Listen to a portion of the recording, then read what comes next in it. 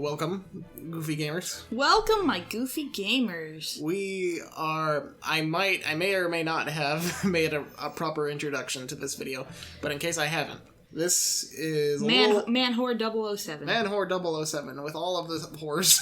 There's some whores in this gun. This is a little experiment I'm doing. Oh, science. A science experiment, if you will. Very casual recording, which is probably why there's a lot of echo in the background. We're just doing this in the office. You're also gonna hear the cats. The unsoundproofed office. And I thought it would be fun to, in preparation for No Time to Die, which is finally coming out. What is No Time to Die? It's a James Bond movie. It's the 5th Daniel Craig James Bond movie, and the 25th in the overall Eon, Everything or Nothing canon James Bond movies that started in 1962. I was gonna make a joke about Eon standing for Everything or Nothing because I thought it was a production studio, but it does stand for Everything or Nothing, doesn't it? Yeah, it does. I have marathoned the series at least 3 times. Once when Skyfall was coming out, another time just to review all the movies, and then a third time in preparation for No Time to Die. And I thought it would be fun to... My wife doesn't really like action movies. Not really. Which is fine. Unless you're Mad Max Fury Road. Yeah, of course. I mean, nothing tops Mad Max Fury Road. Right. You see this here? Mad Max Fury Road would be, on top of all these movies. Triple S tier. So, speaking of this tier list, it's just a list of all the 20... There's a lot of tier lists for the James Bond movies, and some of them include the non-canon ones, like Casino Royale, the one made in the 60s, and Never Say Never Again, which was... Say never! Whatever you do. We'll get to that one in a bit. There's a lot of history with that. It was made by Blacka Thomas, okay. Blacka Thomas, who has 5 followers, he made this list. Give him a little love. I thought it would be fun to describe the plots of each movie. I will rank them based on how good I think they are, based on what Jason tells me. Yes, exactly. And how well he explains them. I prepared a little playlist, slideshow, yes. A presentation. For Becca, my wife, my lovely wife, to describe the plots of each movie. And there's 24 movies so far. There's a lot to do, so let's get going. Da-da-da-da. All right. Oh yeah, right. I had little prep preparation. These are the people in almost every James Bond movie. That one's James Bond. Which one? That one that you're pointing at, the first one. Oh, that's M at MI6. He's the head of MI6. No, M's a woman. Well, eventually, this is the first M. Okay. This is Bernard Lee. See, I didn't realize. I thought that was James Bond. Yeah, Bernard Lee actually has the lion's share of movies as M. He was in 10. I believe, until he died. Anyway, that's Jane Bond. Yeah, in the middle is Moneypenny. Miss Moneypenny, M's secretary. You told me about Moneypenny. That's not a real name. You didn't believe me. Why didn't you believe me? Her whole shtick is that she and James kind of have this... sexual tension where they kind of flirt with each other, and Moneypenny's always pining for him, but he never... reciprocates. It's a weird relationship. Maybe they banged, maybe they didn't. Oh, they Sean banged. Connery and Lois Maxwell, who played Moneypenny, decided they banged at one point and... Played it like that. Yeah. Kind of like how George Clooney decided that Batman was gay.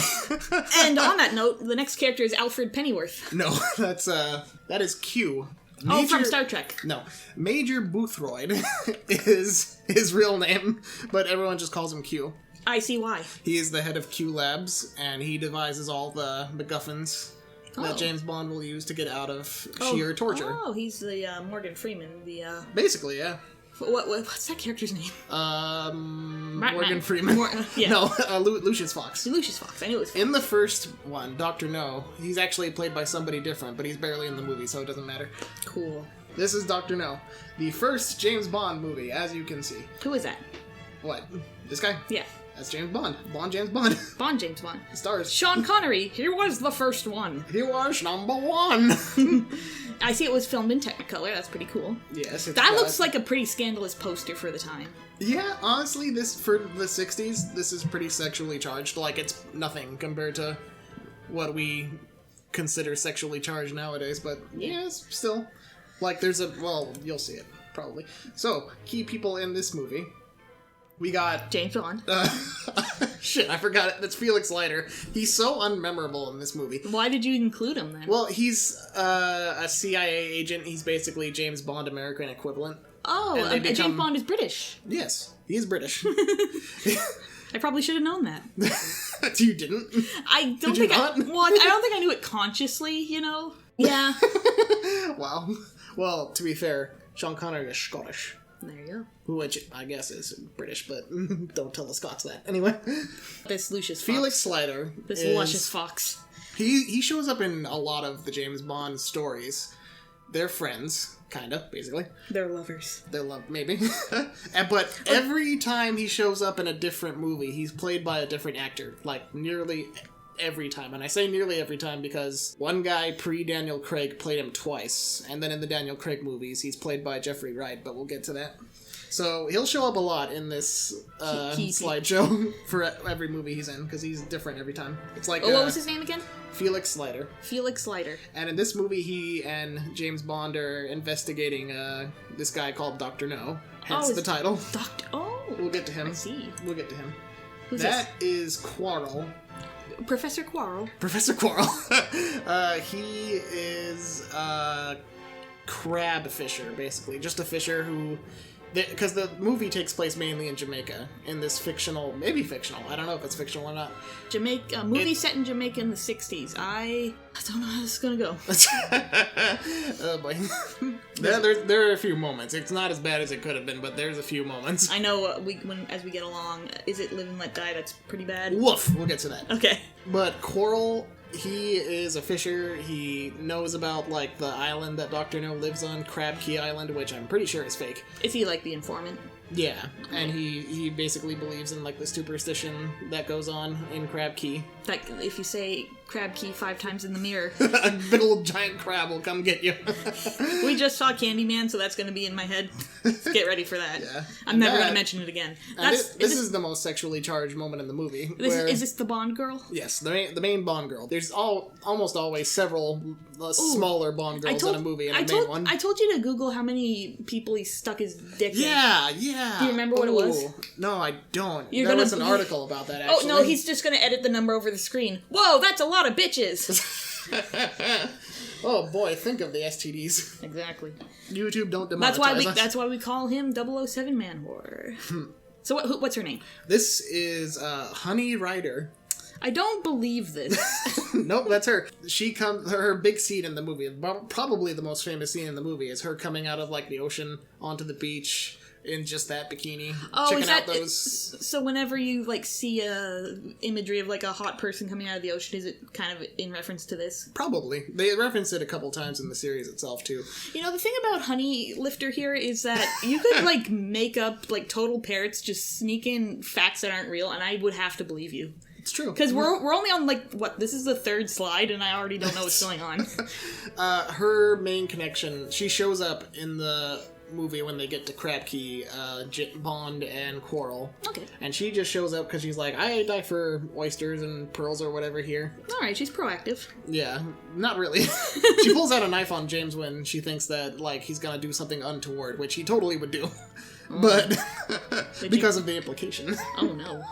Yeah, her backstory is her dad was somebody, and then he died, and then she lived with her uncle, who was a little touchy-feely. Ew. So she poisoned him with a spider or a scorpion or something like that, killed him. Good. And she barely contributes to the plot other than eye candies, but whatever. There are worse things. Now, the villains, there's usually more than one, but the only major one in this is Dr. No. He just kind of popped in there. That's Dr. Julius No. I like his style. Yes, he works for... Octopussy. No. He works for an organization called Hydra. Spectre. I know that. That's the 24th movie I know from looking at the list. It stands for Special Executive for Counterintelligence, Team, Terrorism, Revenge, and Extortion. It doesn't have that acronym in the new movie. Special? Yeah, they got the SP as special. It's very stupid, but I love it. It's technically missing a letter in the middle here. Yeah. Okay. Special distribution.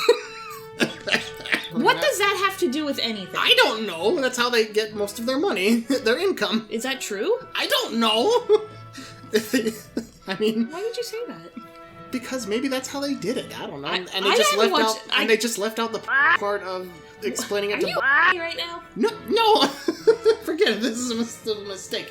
Anyway, Dr. No's whole plan in this movie is I don't actually know what he's trying to accomplish. He's basically This logo isn't symmetrical and it's bothering me.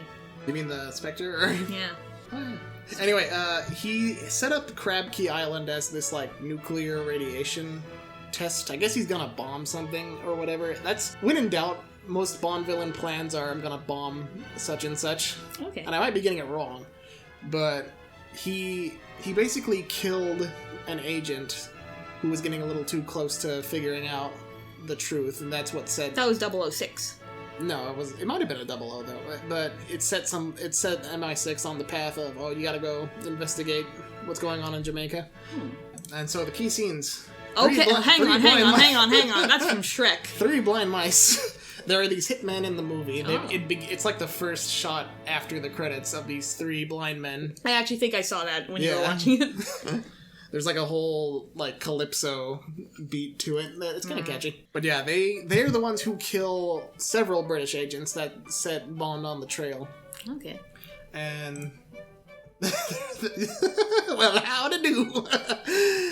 There's a scene near the middle of the movie where Dr. No is like, oh, Bond is getting too close to the truth. We have to kill him. So he sets his like mook. I forget. The spider. He sets his mook to deliver us like a tarantula to Bond's hotel room, which isn't poisonous. No, that was a cat. And so it's like how she killed her uncle, and also it's like that Star Wars with Padme, how they hired a... Yeah. How the bounty hunter hired a bounty hunter who hired a snake. Sean Connery was afraid of spiders, so like they had a body double most of the time, but when they had to show his face, there was like an obvious glass pane where the spider was climbing. I don't blame him. Yeah. But again, tarantulas aren't really poisonous, so it was the 60s. They didn't count on people having phones to look this shit up. Right. And there's a scene involving the 3 blind mice, actually, where they chase Bond in a car chase. Like, it's not the most exciting car chase of the series, if I remember correctly. But Bond is able to evade them, and the car falls off a cliff and explodes them automatically, as cars did back in the 60s. Yeah, oh my god, the transmission back then was terrible. What's a transmission? I don't know. It's one of the famous early Bond one-liners. He looks down at the burning wreckage, and another guy does, and like, what happened? And Bond's like, they were on their way to a funeral. Da-da-da-da! But it doesn't explain to the guy what happened. And, crabs. Crab Key Island. We had that Beanie Baby, I think. There's actually a bit after Bond destroys Dr. No's plans and, like, kills Dr. No by... Oh, I forgot to mention, Dr. No's whole gimmick is that, like... He has black gloves. He has black gloves, but his hands... He messed up his hands with radiation poisoning or whatever, so they're, like, metal. Ooh. But, like, it only gets demonstrated once when he crushes something. Okay. And then he and Bond have, like, a fist fight, but it doesn't really, like, give him an advantage, Dr. No, with his metal hands. Okay. And then he falls into a radiation pool, and he can't get out because the metal hands are, like, stuck to the thing or they, something. like, fuse. So he dies. But there's a scene where he goes to save Honey Rider. And the original idea was she was gonna, like, be surrounded by crabs that would, like, eat her or something. Okay. But the crabs were docile, so they changed it to some water filling. Anyway. And dragon. A dragon. That's right. On Crab Key Island, Dr. No has set up this, like, superstition around the island that, like, a dragon protects it, but when you see the actual dragon, it's just a tank. It actually kills Quarrel. Yes. No! So rest in peace, Quarrel. Rest in peace. We hardly knew you. And that's Okay. That's all for Dr. No. So what do you think based on what I described to you? It sounds like it's a pretty good start. It doesn't really have much of its own identity yet, but it's setting up the pieces. So I'm going to rate it average. You know what? All right. That sounds like I'm doing my job. So, From Russia with Love is the second James Bond adventure. He's back! Yes, James Bond is back a year later, 1963. The first one was in 1962. What are those ladies down in the corner doing? They're fighting. They're having a pillow fight? We'll get to them. It's kind of racist. Oh, no. So, the key people in this one, we got, Jane Bond again. I always forget her name, but her scene is very, very, very, very famous. Like, it's the scene where they test potential James Bond and potential Bond girls. Oh. Bond basically comes back to his room in Istanbul, where most of the movie... Not Constantinople. Yeah, where most of the movie takes place. And he sees her laying in bed, because the whole crux of the plot is that Spectre is trying to get their hands on this Lecter decoding device or something like that. It's Okay. Cold War shit. Oh, yeah, like in the Lupin the Third movie. Yeah. So Lupin the Third, the first. they're trying to play both sides of the Soviet Union and the British secret intelligence to get their hands on the Lecter. So they set up this woman. I think her name is... No, Natalia is the other one. Is in GoldenEye. Natasha What's Boris. her name? Shit. You could have, like, a thing open on your phone. I could, but I want to kind of try to remember. I think it was Tatiana. Tatiana. Let me see real quick. Tatiana, that's it. Tatiana Romanova, I think. Romanova. They set up this Russian girl to act like she's going to defect to the British side and sell them information because she falls in love, quote unquote, with James Bond just by looking at his picture. His penis. And she meets him in his hotel room with nothing on and like that little choker or ribbon, I can't tell from the picture. And it's a very famous scene. It's pretty sexy. Wow. Just throwing that out there. And this other guy is his contact in Istanbul when he gets there. Ali Karim Bey. He's pretty fun, actually. Yeah. Like, he and Sean Connery had pretty good chemistry, and he had some form of cancer or something, so he actually killed himself not long after the movie ended, and I was that's a downer. It's a downer, because I really like the character. He's pretty fun. Oh. Villains this time. We got Spectre again, and we got, Okay, then what a bad batch. we got, this guy is a chess whiz. His name is Kronstein, I think. He Kronstein? basically orchestrates the whole British and Soviet sides of the thing to play them against each other and come out on top. Okay. And that is a defect from the Soviet Union. That's the Trunchbull, I think. Yeah, her name is Rosa Klebb. She's a very famous Bond villain archetype. Oh. But she's also not even subtly coded lesbian character. There's a weird... Well, it's not weird, because back then, everyone who was queer was a villain. Yeah. Even Dr. No had a bit in the first movie where he was kind of, like, fondling James as he was sleeping, so... What? Not fond... You left that out? Okay, hang on.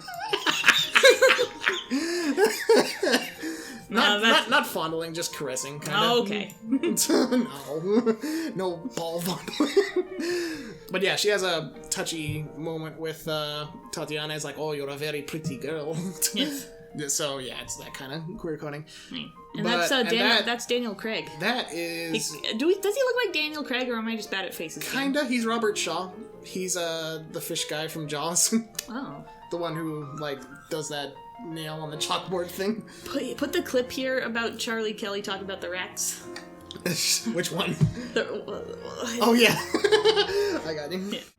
You know the thing about a rat? It's got lifeless eyes. Black eyes like a doll's eye. Don't seem to be living at all when it come at you. Till it bites you. And then the eyes roll over white.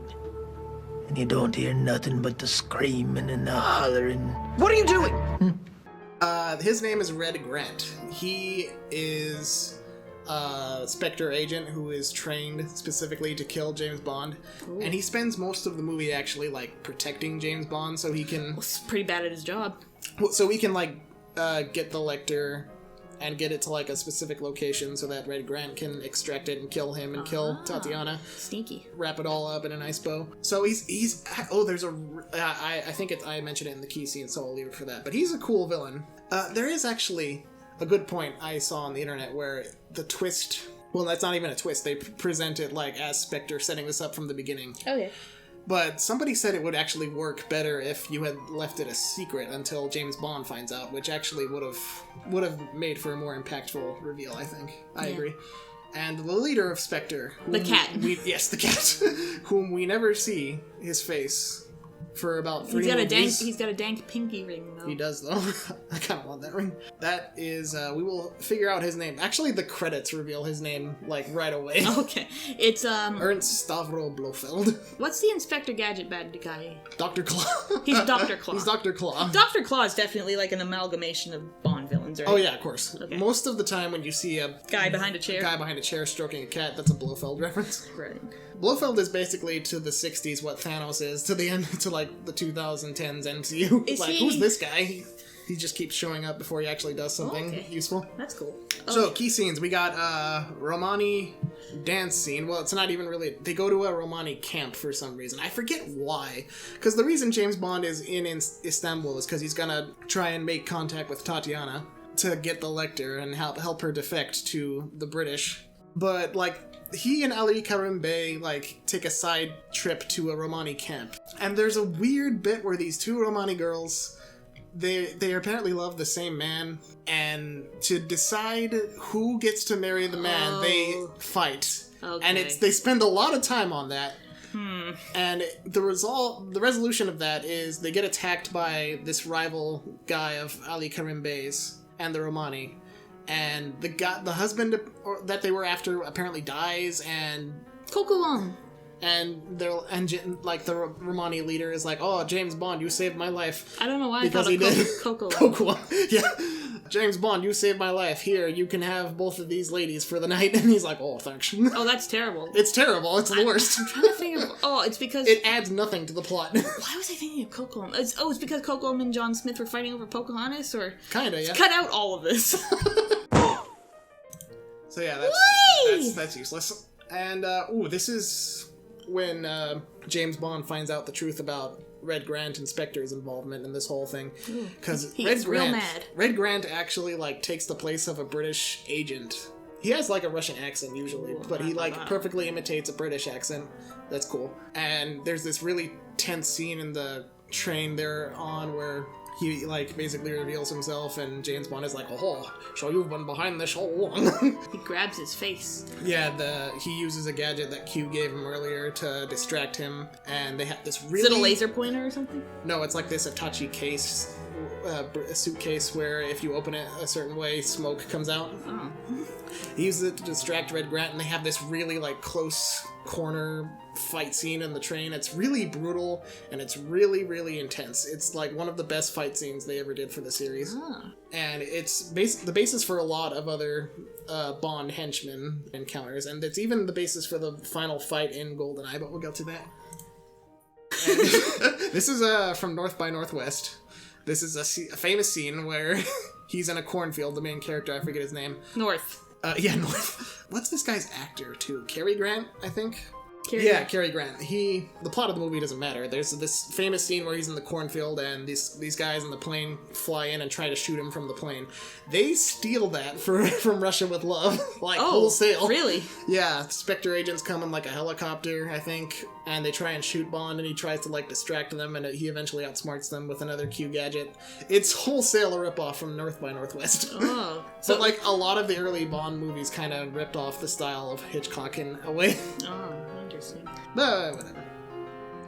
And this is boot knife. Boot knife. This is actually a direct reference to Rosa Klebb. Like in the final scene of the movie, or like the penultimate scene, Bond and Tatiana have escaped from Spectre. They have outwitted Spectre, but Rosa Klebb shows up at the end to kill Bond and get the Lecter. Before she does, like, Blofeld has one of his goons demonstrate a poison-tipped knife shoe, and he kills Kronstein with it for, like, basically coming up with the scheme and failing.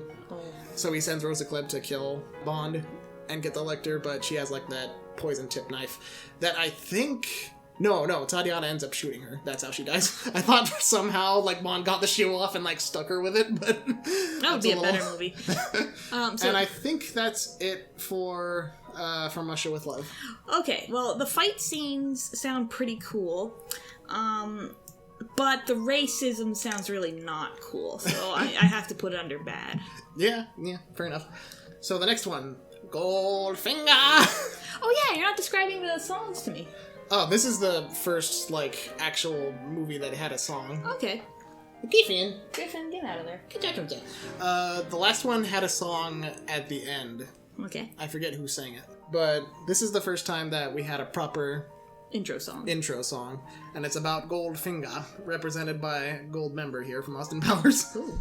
I love gold! Member means penis. Yes. So, the key people in this one. I like how James Bond hasn't been really key to any of these films yet. Well, you can just assume he's I assume nothing. You're taking the reins. You just assume that he's important because he's the main character. You're flying this plane, my love. Even though he kind of, barely contributes to the plot of this movie, but we'll get to that. So this is Goldfinger's Felix Leiter.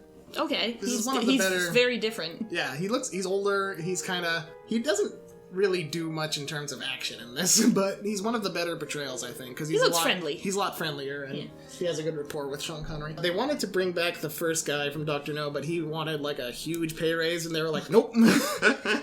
As it goes. Yeah. And these... Oh, that was... I forgot I did some of these. This is the major Bond girl.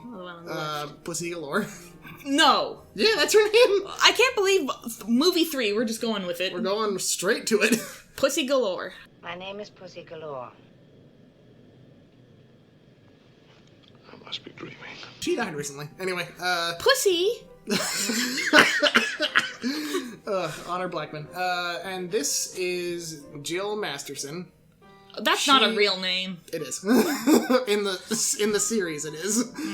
Jill Masterson plays an important part, more so in the book, where she has a crush on Pussy. Oh, hi. Because she's a lesbian, and Pussy's a lesbian in the book too. But she's cured by Bond's magical dick of heterosexuality. Oh, I think this one might end up being bad. They admit that in the movie. Okay, alright. So that's at least that. In the movie, she has another connection to the overall plot, but we'll get to that. And the villains, this is Goldfinger. This Big Daddy LaBeouf. Big Daddy LaBeouf Goldfinger. He has this weird accent because, they say in the movie he's British, but he doesn't sound like it. Or he's English, but he doesn't sound like it. Because he's played by German actor Gert Frobe. Gert Frobe! Who most people might know better as Baron Bombburst from Chitty Chitty Bang Bang. That sounds like a Muppet's name. You're not wrong. I say most people might know him better as Baron Bombburst, but who? The thing is, Gert Frobe barely spoke English, so he was dubbed over. Oh. Which, it's the practice back then, it's fine. He didn't mind it, but that's why his voice kind of sounds weird. Yeah, right. But it works for the movie.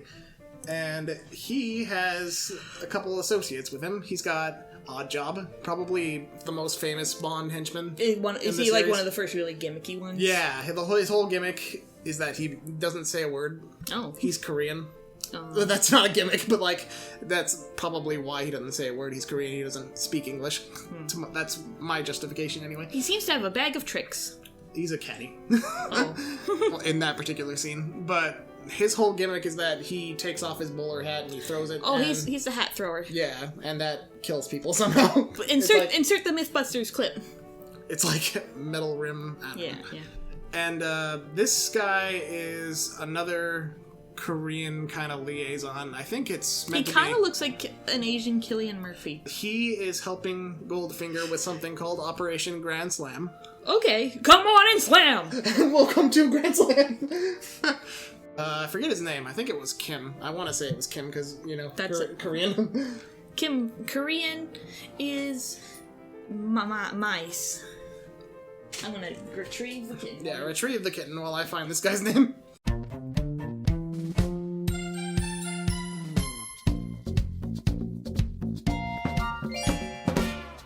I was wrong about a couple things. Okay. This is the guy on the bottom right is Mr. Ling. He's a Chinese liaison who helps him make a dirty bomb, which is kind of like with which they slam. It's a nuclear bomb. I don't really know the difference. And he's gonna use it for Operation Grand Slam, which is a plan to... Oh, Jason, I know Operation Grand Slam. It's where the Looney Tunes kidnap Michael Jackson. Michael Jordan. Michael Jackson. Now, that would have been a way different movie. I feel like they wanted Michael Jackson for that, in the beginning. For, a completely different premise. Anyway, Operation Grand Slam is a scheme where, in the book, it was to rob Fort Knox in Kentucky. which is basically the U.S.'s gold depository. Oh. That's one of the things in Fort Knox anyway. But in the movie, because they realized, wait, if you try to rob Fort Knox, it's gonna take for ever, because there's so much gold in there. In the movie, they changed it to he wants to explode Fort Knox, the gold depository. Oh, so that, like, to all of the gold in there... economy. Yeah, and increase the value of his own gold. It's a pretty clever plan, actually. Jason, I know what we're gonna do today. Ferb, I know what we're gonna do today after he sees the Bond movie. It's an alternate universe where Phineas and Ferb are villains. Oh, yes. Anyway. So I mean, Perry the Platypus is definitely a Bond reference. So some of the key scenes. We got... The Tin Man. The Tin Man, yeah. This, I don't know if I said Jill or Till earlier, but this is... Till, like the money till. Like Penny Many. No. Penny Many. This is Jill Masterson. Okay. The sister I mentioned before, her name is Tilly. Oh, you didn't mention a sister before. Yes, I did. The one holding the gun and the key people. This is Jill Masterson. This is Goldfinger's arm piece, who Bond meets pretty early in the movie. Right after, like, the pre-credit scene, Bond is in Miami and he meets Felix, who, like, tells him, hey, Goldfinger is cheating at cards, why don't you do something about that? That sounds out of his jurisdiction. I think it has something to do with Goldfinger plays with, like, a diplomat or something, and that's why they got involved. Okay. So she is helping him cheat at cards, Jill, and Bond shows up in his... I hear he cheats at cards. Bond shows up and says, shame, shame, you know your name, and basically blackmails him into losing a lot of money. Shame, and then shame, he goes to... you know your name. Does he cast a spell? Shame, shame, you know your name, Avada Kedavra. Bitch. And he bangs Jill. Okay. But in retaliation... And she turns to gold because he's got the Midas dick. In retaliation, Oddjob knocks out Bond, and then he wakes up in his hotel room, and Jill is just completely covered in gold. And they explain it that it was skin paint poisoning, but that's debunked. That's not even real science. Insert the Mythbusters clip. If I can find it. Yeah, like the way they say, like the rumor goes, is like if you're covered in paint, like Money Dollar here and the Tin Man, as long as you leave like a space at the base of your spine or something. That's exactly it. That's what they say, but it's bullshit. Yeah, no, that's true. Otherwise, she would really be dead. Yeah. It's a very famous shot, one that the series itself like copies at least once. Okay. It's very striking. Anyway, there's a extended plot beat after that scene where Oddjob is the caddy. Yeah, Bond is basically meets up with Goldfinger. They meet face to face this time. They play golf because they kind of want to figure out if Goldfinger is... What exactly? I think they want to find out... If he's recruited the Looney Tunes or the monsters. The British intelligence wants to find out something about Goldfinger, like... What's his deal? What's his deal? So they... Alright, James Bond, we need you to investigate Goldfinger and find out... What's his deal? What's his problem? What's up with him? What's he all about? Somehow the name isn't enough for me. Goldfinger? Who can interpret that? So yeah, they give him this, like, Nazi gold... what do you call that? Gold brick? Yeah. Yeah, basically. They give him that to kind of, like, use as, Bait. And Bond plays a game of golf with him at this country club, and he uses the gold to, like... Entice and make a little, like, cash bet. And it's actually... It sounds boring, but it's actually a really, really well-done scene, like, where it's kind of a, like, psychological battle of wits between the two, because Goldfinger tries to cheat at golf, like he cheated at cards. Yes. But Bond is one step ahead, because he always is, and he, like, manages to catch him in his own game. And it's pretty fun. It's like one of the first times in the series where we get this kind of interaction between Bond and the villain. All right. And I forgot. Bond goes to investigate Goldfinger's business. This is gold, like, smelting business or something in Switzerland. I've seen Desolation of Smaug. In his Switzerland office, which is where he first hears about Operation Grand Slam, and he meets Tilly Masterson, who is Jill's sister, and wants, or so which is vice which? versa. I think Jill is the one who dies by gold paint, and Tilly is the one who shows up to assassinate Goldfinger. Spoilers. For her death. But she ends up getting killed by Oddjob, and Bond gets captured after, and They go back to the factory, but this lady acts That's as... a lady? Yeah. That's a woman? That's a woman! Just from where I'm sitting, it looked like she had a beard. Yeah. Don't be like that, Lorax. Don't be a turf or whatever. Transphobic. Anyway. Don't be a turf. Anyway. She is part of the checkpoint, I guess, security checkpoint. And she comes out, like, looking at, like, this nice lady, and she, like, is all, oh, hi, Jimmy.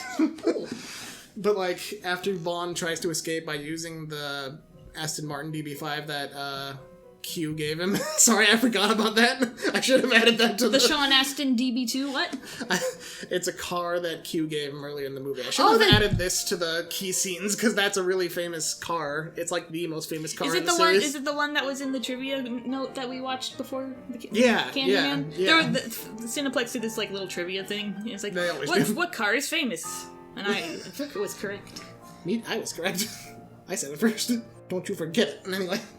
Well, I was right about how many times Daniel Craig Anyway. had played James Bond. Oh, you were. You said 3. Anyway, after he escapes with the DB5, he tries to, like, circle back around to the checkpoint, but Grandma's like, no, you don't, and pulls out the Tommy and shoots him. It's really funny. Wonderful. It's really funny. And that leads directly into the famous ball torture scene. Cock and ball torture scene. I expect you to die and be a very cheap funeral. Yeah, like, he has him strapped. Or from, like, Fairly Odd Parents, where Vicky expects him to cry. What? I don't remember the context, but I remember the delivery of that line. It wasn't great. It's really silly. I know this scene. It gets parodied all the time. Yeah, it's very famous. Goldfinger has him strapped to a table. He decides to demonstrate a laser he has. And Goldfinger, to his credit, like, he doesn't around. He's like, well, bye. And he just goes off to another part of the room to talk with his constituents. He should stay and watch and Oh, he make does. sure. He stays in the general vicinity. Oh. And Bond, that's the quote here, do you expect me to talk? No, Mr. Bond, I expect you to die. And, like, Bond is, like, actually really worried. It's, like, the only time I'm convinced Sean Connery has an emotion in this series. Wow! I think, look, hot take. I think Sean Connery is fine, but, like, James Bond doesn't really have a lot of character most of the time, and that's fine. He's an escapist character. You don't need a lot of depth most of the time. It's nice when it's there, but whatever. So Bond, like, manages to talk himself out by saying he heard about Operation Grand Slam, and Goldfinger's like, yeah, so.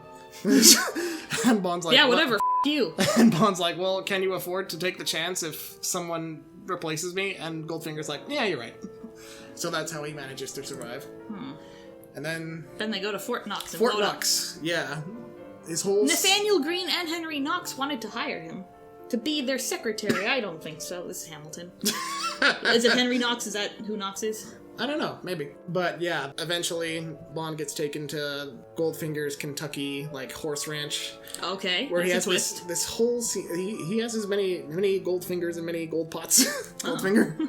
He manages to appeal to Pussy's straight side, I guess, and with her help manages to get ahead of Goldfinger. Like, they... Bisexuals are real. Yeah, the whole plan is to, like, use this, I forget the proper term. It's this kind of gas that, like, just completely paralyzes your body. Like neurotoxin? Yeah.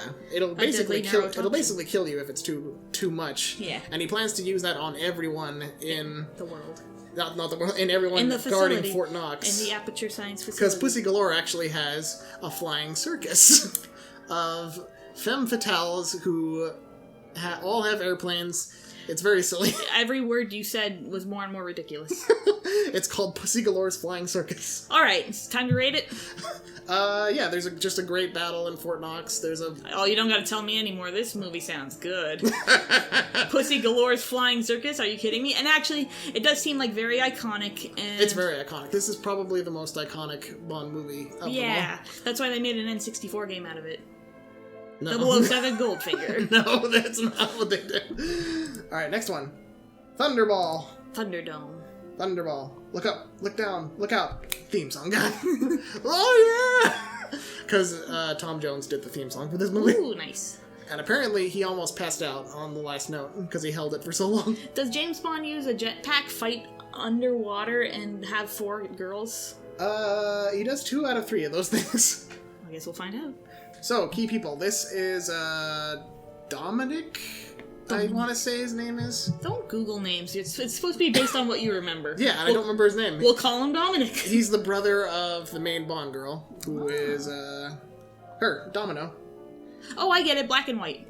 Yeah, Domino. And Dominic. It tracks. This is her brother, Okay. and this is a guy that Spectre, did this whole expensive plastic surgery to make it look like him. Oh. So that he can kill him, replace him, and they can basically steal this British nuclear warhead. That Domino has, apparently. No, she's barely involved in that whole scheme, apart from the fact that she's the arm candy of the main villain.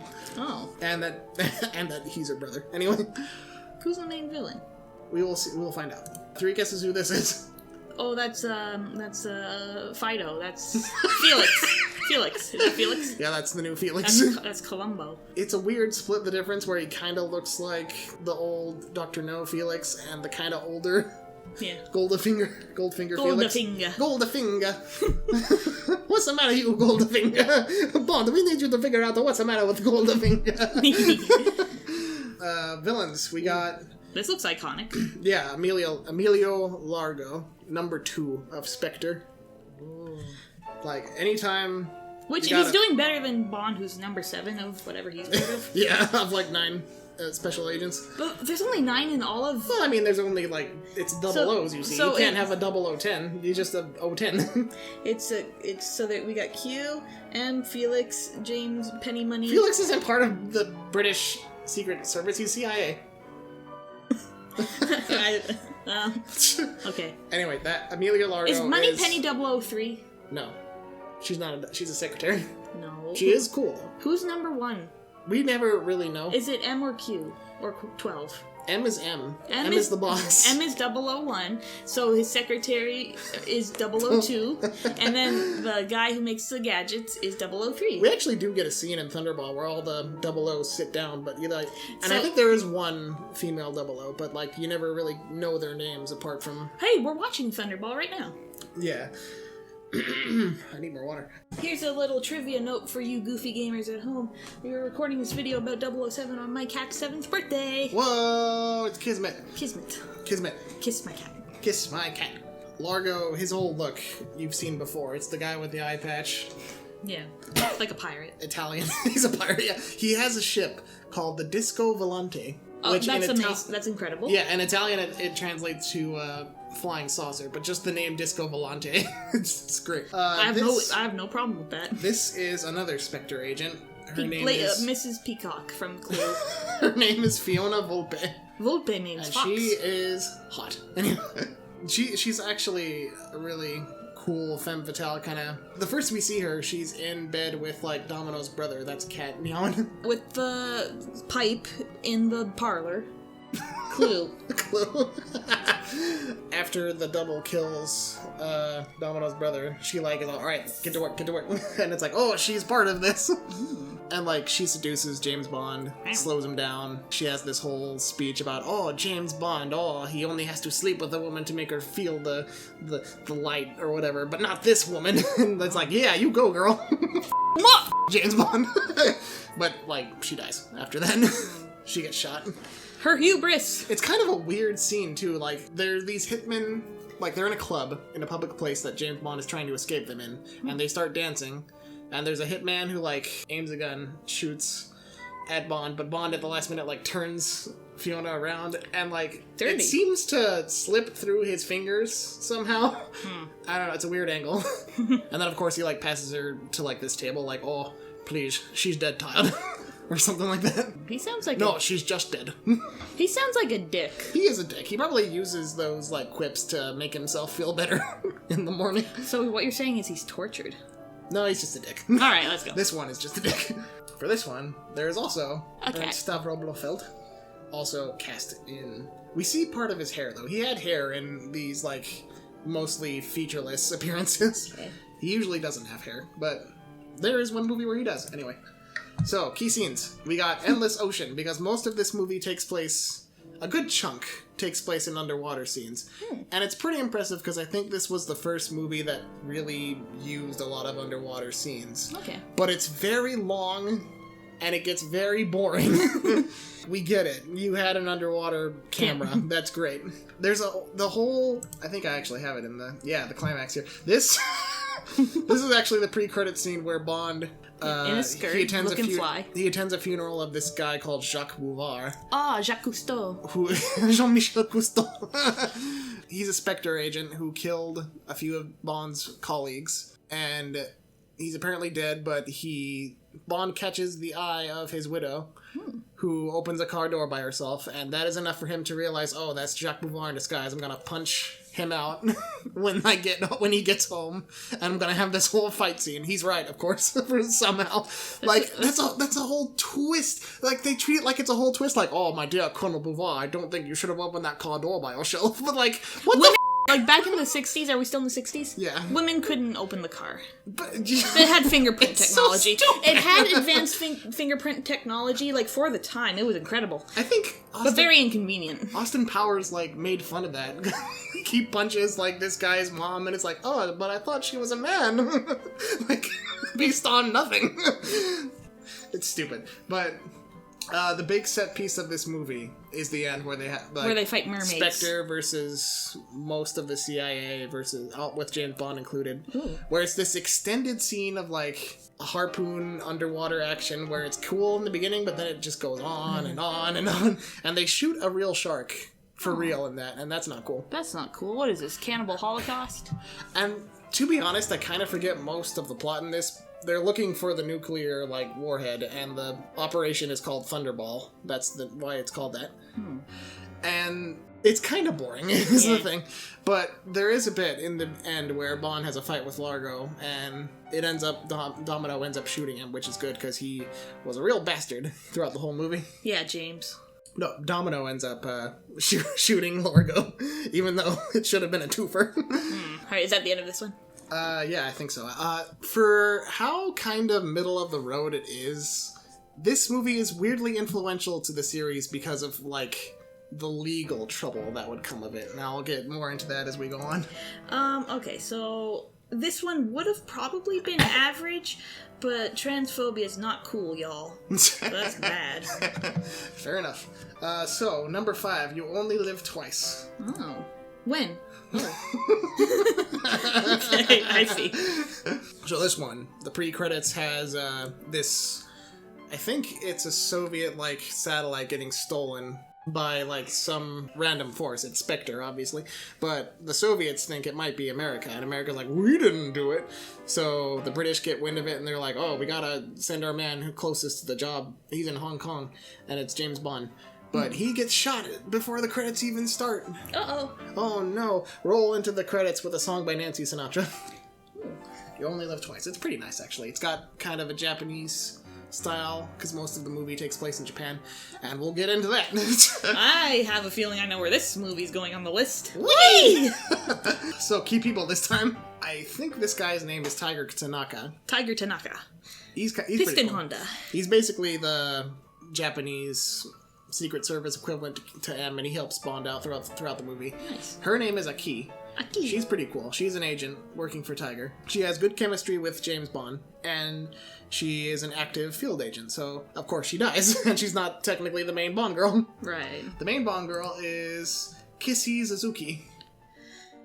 Kissy Suzuki! She's a... I have to deal with this. I think it's called Pearl Diver, like these Japanese women who, like, train themselves to breathe underwater for long periods of time to hold their breath, rather. Yeah. That would be amazing, actually, if you could train yourself to breathe underwater. But yeah, they look for pearls and shit like that. She contributes eye candy. She is a cover for James... Is she kissy? Oh, yeah, she's a little kissy. She's a cover for James Bond as, like, a fake wife. Oh. So he can, like, ingratiate himself to where they believe Spectre is located. Because he's white. Yeah, but to get around that, they... Uh-oh! they make him up to look like a Japanese man, you see? I'm just gonna go ahead. I mean, continue, but... But yeah, that's a whole thing. So villains this time, we got Fiona Volpe 2.0. I forget her name. She's a Spectre agent. I think her name is number 5. She's 005. And this guy is what is his name? I forget. He also works for Spectre. And these two are basically in charge of trying to kill Bond and secure their whole plan, Spectre's plan. Which, speaking of, we have a face. It's Donald Pleasance as Ernst Stavro Blofeld. He looks like that guy from Austin Powers. They ripped it off. This is probably the most iconic look for Blofeld. The scar on his eye and, like, the bald head. Does he have a small version of himself? No. Where does that come from in Austin Powers? That comes later.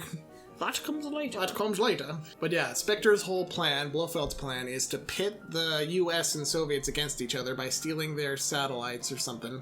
Their space stuff, because the space race was going on. And they make it look like they basically stole from each other, so they're gonna start nuclear war and come out on top when the... When they blow each other up. When the fallout happens. That's gonna be a recurring plot throughout this, too. Get them to blow each other up. This is the first major time that plot has happened, but it's gonna happen a lot. Key scenes. Playing possum. James Bond fakes his own death in the beginning. There's a whole funeral scene and everything. But he pops out of the casket under the water, or they pick it up or something, and he comes out and it's like, oh, hey, gosh, how's it going?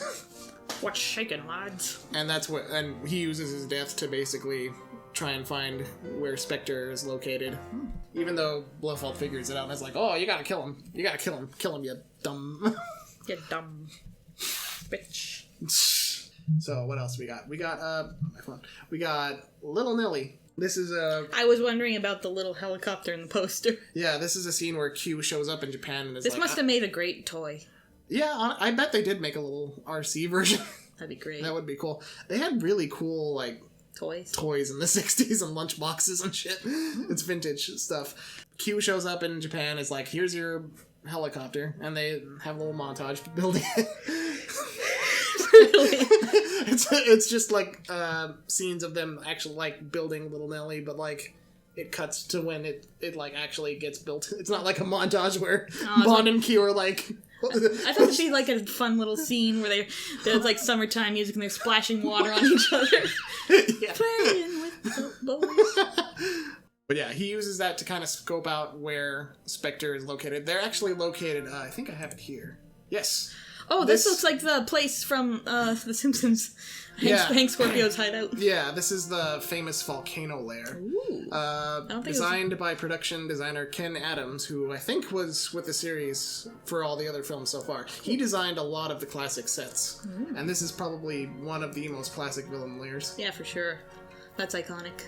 Super big, too. I think they had, like, there's a 007 stage in Pinewood Studios in London that is specifically, like, used for big sets like this. I think the original burned down, but they reconstructed it, and that they've used it for a lot of movies, not just James Bond. Cool. But yeah, other than that, You Only Live Twice is just kind of one of those middling movies. Yeah. It sounds like some parts of it are cool, like the little montage where they build the helicopter sounds cute, and the volcano lair. But yeah, I couldn't really tell you anything else about it. I can't abide the yellow face, so we're gonna have to leave that one in bad. It's a woof. It's a woof. That's what it is. Anyway, on Her Majesty's Secret Service. Who's this guy? It's George Lazenby. But he's James Bond. George Lazenby. George Lazenby. Whee!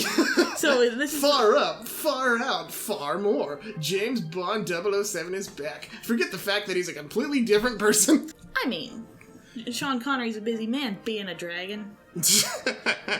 Like 30 years later. Yeah. It takes a lot of prep, a lot of method. Whatever. Sean Connery by this point was tired of being the character. He basically only really saw the character at this point as a paycheck. But which I guess after a while is what a lot of the actors feel like. It's not quite a fulfilling role, which makes sense. Yeah. So they got George Lazenby to replace him. I'm only going to remember him as George Lazenby. This is his one and only movie as James Bond. Okay. Because Lazenby's agent convinced him, no, spy movies are out, hippie movies are in. Uh-oh. He fired that agent later. So anyway, he's a much different take on Bond. And that works because... It's $. This is Tracy... what's her maiden name? Tracy Ivana Bang or something, I'm sure. No, she's this is actually one of the more, like, low-key Bond movies, if you can believe that. Like, it's very faithful to the original book. I think Ivana Bang is actually something from some James Bond parody. Ivana Humpalot Ivana Humpalot. is from Austin Powers. I always enjoyed sex pun to come from American Dad.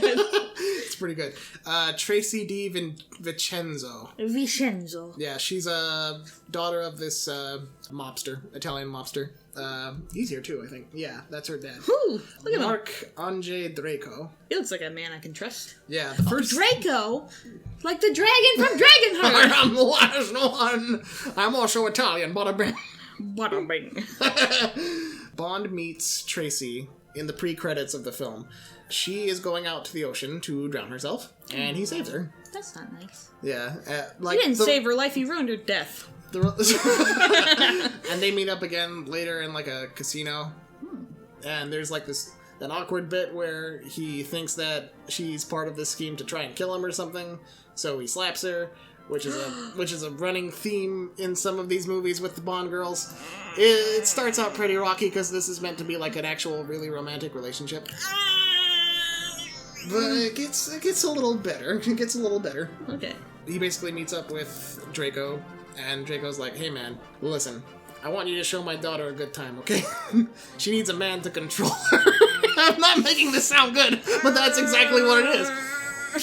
So most of the beginning of the movie is Bond and Tracy getting to know each other, and, like, after a while, after Tracy is like, "I know what you're up to, Dad, f*** you," Bond is like, "Hey, look, I'm sorry." He doesn't actually say I'm sorry, because of course not, but, like, he basically tides things over with her, and they have this, like, cute little montage of them going on dates and shit. Which it's like the bare minimum, but it's more than you expect for James Bond.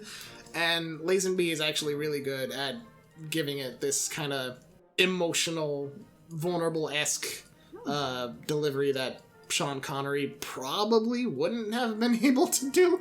I don't know. I just don't see Sean Connery, macho man that he is, really, like... I say that, but he was actually really emotional as Henry Jones Sr., which is why that's a way better role. That's his best role. Oh, I forget this guy. What's his name? Columbo. His name is Sir Hilary Bray, I think. And Hillary is sometimes a name for a man. yeah, he comes in later on because Bond basically strikes up this deal with Draco about Tracy to get more information on Blofeld. MI6 has kind of hit this, like, hurdle where they're like, we're not gonna spend all our focus on Spectre. We gotta work on other shit too. And Bond's like, well, what the hell, man? So he's like, I quit. But Moneypenny is like, you don't quit. And Bond's like, oh, okay. So he just goes on leave. Moneypenny sounds like the best character in the series. She is, honestly. Her, Q, and sometimes M are really good. So, Bond meets up with Sir Hilary Bray once MI6 gives him the okay to, like, actually go after Blofeld. And Hilary Bray was actually in contact with Blofeld because Blofeld's trying to, like, establish himself as a descendant of nobility. Oh. And give himself a count status. So, he meets with Bray and says, look, I'm gonna pose as you, and I'm gonna figure out what Blofeld's whole deal is in this movie. What's his deal? What's Blofeld's deal, man? So That's this time that's probably a lesbian. Probably. We have Irma Blunt working with Blofeld, played by Telly Savalas this time, I think his name His is. scar got better. Yeah. Good for him. He goes through plastic surgery every movie, which is their excuse for why he's different in every movie. What do they say for James? They don't. Which makes it weird when he meets Sir Hilary Bray because he's seen James before. But, like, it's meant to be the same actor. I mean, it's meant to be the same guy, despite different actors. But there's a bit in the beginning where George Lazenby says, this never happened to the other fellow. That's where the whole James Bond is just a codename theory came from. From a throwaway joke. Which isn't canon, but I accept it. Just because that's the only thing that makes sense, anyway. So, Blofeld in this movie, his whole scheme is to use these really hot women, hot younger women, he brainwashes them. They're really influential. And like Black Widow. Yeah, it is basically like Black Widow. He brainwashes them to, I forget the logistics, but it's to start this like plague that will wipe out a lot of resources in the world, like plants and animals, and basically start this worldwide famine. Humanity. Yeah, it'll really mess up humanity, but Blofeld's gonna use that as like his bargaining chip for more money and recognize count status, because priorities. I might be wrong, but that's what I remember. That's a complicated plan. It is a little complicated. This movie mostly takes place on Xmas, X-Men. which gives it kind of a different feel from the other movies. Very And tough. I also just like Christmas. So. Oh, it's like Die Hard. And there's Louis Armstrong. He has a song. There's no proper pre-credits or during the credits song in this. But there's during the montage, the date montage, there's a Louis Armstrong song. Cute. Where he goes, "We have all the time in the world." That would be a good title for a James Bond movie. It kind of would be. All honestly. the time in the world. The world is not enough. That's their family motto, as Bond learns in this movie. Well, he doesn't learn, he knows it. But Wait, which movie is this we're looking at? when he goes to meet Bray, because he's a genealogy expert, he sees his own family crest, and the motto of their family is, the Bond family, is "the world is not enough." It's kind of cool. Blofeld's base is a real ski lodge called, Oh, that's the ski lodge from Inception. is it? No. It's called, the Piz, where is it? The Piss. The Piss, it's the Piss. Piz Gloria. It's a real ski lodge, as you can see, because this wasn't obvious. This obviously wasn't in the movie, and it's a really cool location for a lair. Actually, Not most as cool of as a the volcano. action takes place there. Oh, is there a bobsled? Yes, scene? cool runnings, bobsled. After they raid, when I say they, I mean Bond and Draco and his mobster army. They raid Piz Gloria because Blofeld has stolen Tracy, obviously, and after they get in and Bond chases Blofeld, he ends up in a bobsled race. As you do. As you do, and Blofeld gets caught in a tree branch by his neck, which Ew. breaks his neck, but he survives. Like in Tarzan. I feel like the force of that and the speed would be enough to kill Blofeld, but of course he lives. Humans are very fragile, especially in the neck region. Yeah. And I don't know if I have it in the key. Yeah, I think I do. Marriage! This is the one Bond movie where Bond falls deeply in love with Tracy. Oh. And during one moment where Tracy actually comes to meet him after he escapes Piz Gloria the first time, because he gets found out as Sir Hilary Bray. And Tracy comes to save his ass, and Bond's like, "You're great. I want to marry you." Yeah, it's pretty cute. I mean, it starts out really rough, but The slapping. because it's the 60s. Maybe she's into and the it. 60s. Maybe it's Maybelline. And the 60s suck, but I think there's some cute, really great chemistry between the two. But fridge. Yeah, I saw the ending of this when you were watching it. Yes, Irma Blunt shows up, does a drive-by with Blofeld kind of angrily in a neck brace in the backseat. It's actually kind of funny. But Tracy dies right after they drive away for their honeymoon, and it ends with Bond actually crying over her dead body. Cue Bond theme. Now, I think I'm gay for marriage, and some of this sounds cool. It probably would have been good had they not fridged the lady. Yeah, I'm selling it kind of short, because there is a lot to really like about this movie, Okay. but we will see. Diamonds are forever. Diamonds are forever. Sean Connery is You back. have this on your car playlist. Yeah, it's a great song. Shirley Bassey, second. I didn't mention that. Shirley Bassey did the Goldfinger theme, and she came back for Diamonds Are Forever. And you said that's Sean Connery again? Yes. My name is Bond. James Bond. Diamonds Are Forever, forever, forever, forever, forever, forever. Oh, it stopped. I guess it's not really forever. Just like the never-ending story. What bullshit. This is the one that takes place mainly in Vegas. Therefore, you have a soft spot for it. Yeah, To viewers who don't know, Jason was born and raised in Las Vegas. yeah, and seeing stuff that is different, but what is still there too. Yeah. Is really cool. I look at some of the mountains and it's Oh, it's Bite Out of It Mountain, my favorite one. Yeah, you don't really see that because it's not really visible from the strip area. But Circus is there, and you can see the dunes, which isn't there, but it's classic Vegas. And there's we'll get to that. Key people this time. This is Tilly Case. This looks like a formative moment for you. Well, when I was 12, no. I saw this in 2012 when I was 18 watching this. It sounds like a very formative moment for you then. I mean, she's pretty attractive, but her whole character is that she's a diamond smuggler. A thief, basically. Like Rouge the Bat from Sonic. She's not related to Spectre, but they use her. Okay. Oh, like Selena Kyle. She's not, like, really a bad guy, but some people might hire her. Yeah. I think her name is Tiffany Case. Her name's Tiffany Case. She's not the most useful Bond girl, especially in the end. I can think of a few she uses. she f***s up constantly, but she has a fun personality, and I think that kind of makes up for it. As far as Bond girls who are less useful go, she's alright to me. And the worst Felix Leiter in any of the movies. Uh-oh. Like, every time I watch this movie, he shows up when Bond gets to the States, and every time I see him, it takes until Bond is like, oh, hey, Felix, for me to realize, oh, that's Felix.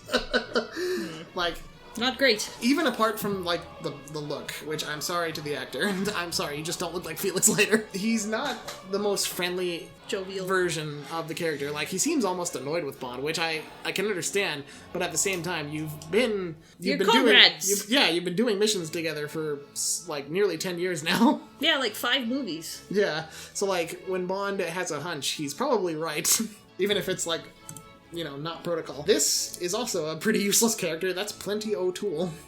Say the line, Jason. Named after a father prop. Yeah, I have a whole YouTube video about it. An entire 5 seconds. Hi, I'm Plenty. But of course you are. It's great. Her whole purpose in the movie is to basically show up at Tiffany's house at one point because she's angry that Bond was going to sleep with her, but then Tiffany showed up. It's actually a deleted scene that shows her, like, realizing, oh, Tiffany Case, I'll go to her house. But when she shows up at the house, Bond and Tiffany later, Spectre thought that Plenty was Tiffany, so they killed Plenty. It's a lot. And this is Jimmy Dean, the Breakfast King, playing Willard White. Jimmy Dean, the Breakfast King. Yes, Jimmy Dean. Okay. He's playing the movie's equivalent to Howard Hughes, okay, who at this point in his life was a recluse in Las Vegas with really long fingernails. Like, remember that scene in The Simpsons? Oh, I know. Yeah. The Spruce Moose. So this is Willard White, and Willard White owns a lot of the casinos in Vegas in the movie, and he, I say he in quotes, is driving the plot of Bond, but the real Willard White is holed up in a house somewhere, like, on the outskirts of Vegas. So who is he? It's Blofeld. Except it's not Blofeld, because in the pre-credits, Bond goes on a rampage. And kills Blofeld. Yeah, he does, actually. He meets Blofeld at one of his bases. He tosses him in this, like, really hot mud pit. Turns up the heat and says, welcome to hell, Blofeld. They never address the fact that Bond had a wife in this one. But he was angry. But yeah, you can interpret either that Bond wanted revenge for his wife, or this old Bond agent came back because Blofeld f***ed with his replacement. Either way. So... Who the f*** is that? This is... They both look terrible. These are Wint and Kidd. I think... Wint and Kidd? Mr. Wint and Mr. Bulk Kidd. and Skull. I forget who is who. Beavis and Butthead. But they are actually really fun. Lilo and Stitch. Like, their whole gimmick is they are gay. They have puns for every person they kill. And they're new in town. Yeah, they're Spectre assassins, basically. I don't know if they're actually working for Spectre, and Spectre is barely even mentioned as an organization in this due to the legal troubles. Uh-oh. Basically, one of the producers for Thunderball, Kevin McClory, Thunderball didn't always start out as a James Bond story. It was going to be a TV movie that Ian Fleming, Kevin McClory, and some other third guy came up with. But when that fell through, Fleming used a lot of the ideas for the book Thunderball, which first introduced Spectre and Blofeld and all that. And Kevin McClory was like, hey, what the man? I'm gonna sue you, because those are my characters too. I helped you make those. So what ended up happening, sorry for the legal jargon, is that Blofeld and Spectre ended up being decided, I might be remembering this wrong too, but they decided to be the property of Kevin McClory. So what happened after Diamonds Are Forever is they stopped using them entirely due to legal troubles, and Kevin McClory tried to make his own Bond series, but... That's a whole thing. We'll get to that when we get to that. So Mr. Wint and Mr. Kidd, they show up to kill anyone who has contact with these diamonds that Spectre wants, that Blofeld wants. And they do it in increasingly over-the-top ways, and they always have a pun for it.